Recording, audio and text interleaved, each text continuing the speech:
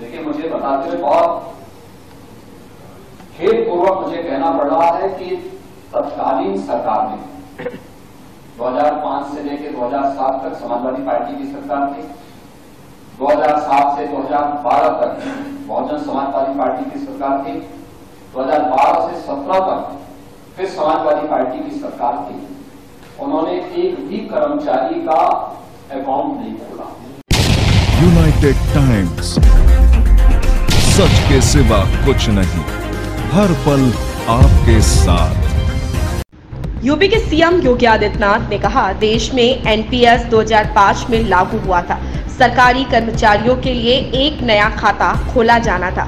सरकार और कर्मचारी को अपना 10% हिस्सा देना था। इसे 2005 में लागू किया गया। 2005 से 2007 तक समाजवादी पार्टी की सरकार थी। 2007-2012 तक बीएसपी की सरकार थी और फिर 2012 से 2017 तक सपा की सरकार थी और एक खाता भी नहीं खोला गया। जब यह हमारे संज्ञान में आया तो हमने इसके लिए एक समिति बनाई। यूपी देश का पहला राज्य है जहां सरकार ने अपना हिस्सा 10% से बढ़ाकर 14% किया है। और एनपीएस न्यू पेंशन स्कीम उसी के तहत प्रदेश में लागू हुई और प्रदेश में नहीं पूरे देश भर में लागू हुई। इसके तहत उस निश्चित तिथि के बाद जिन कर्मचारियों की, सरकारी कर्मचारियों की तैनाती नियुक्ति होगी, वे एनपीएस से आच्छादित होंगे। उनके लिए एक नया अकाउंट खुलेगा। उस अकाउंट में 10% शेयर स्टेट गवर्नमेंट का होगा, 10% कर्मचारी का होगा। 2005 में कैलकुलेशन के तहत ये व्यवस्था पूरे देश के अंदर लागू हुई थी, जिसमें उत्तर प्रदेश भी शामिल था, जिसने अपने यहाँ ये व्यवस्था लागू की थी।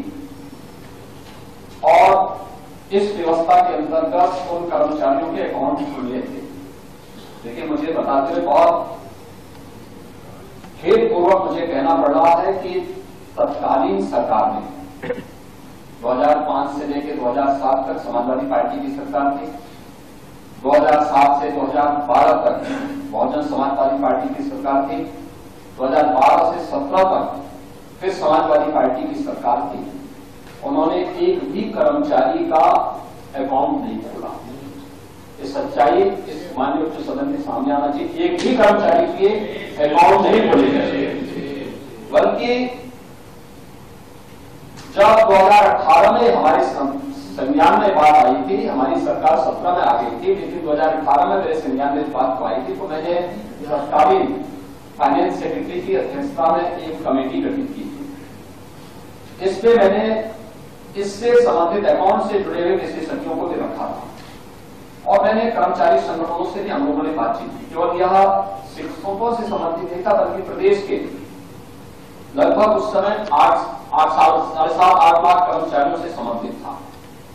उन सभी कर्मचारियों से संबंधित ये मुद्दा था और फिर ये व्यवस्था हुई कि लास्ट पे जो ड्रॉ होगी उसका 50% देने के लिए आवश्यक होगा कि सरकार अपना शेयर थोड़ा और बढ़ा देगी और उस शेयर को बढ़ाएगी तो अगर कर्मचारी भी अपना शेयर देता है और स्टेट गवर्नमेंट भी अपना शेयर समय पे जमा करती है और उस पैसे को संबंधित कर्मचारी जो एनपीएस से आच्छादित है वह किसी स्कीम के साथ जोड़ता है तो रिटायरमेंट के बाद वह लास्ट पे ड्रॉ होने की 60% से ऊपर उसको पेंशन की सुविधा प्राप्त हो सकती है।